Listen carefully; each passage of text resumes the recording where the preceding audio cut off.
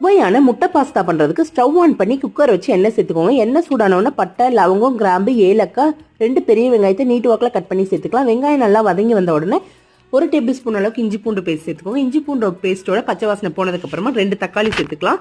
தக்காளியை சேர்த்துட்டு தக்காளிக்கு தேவையான அளவு கொஞ்சமாக தண்ணி சேர்த்து நல்லா வதக்கிக்கலாம். நல்லா இது மையாகிற வரைக்கும் வதங்கட்டும். இதுக்கு மசாலா ரெடி பண்ணலாம்.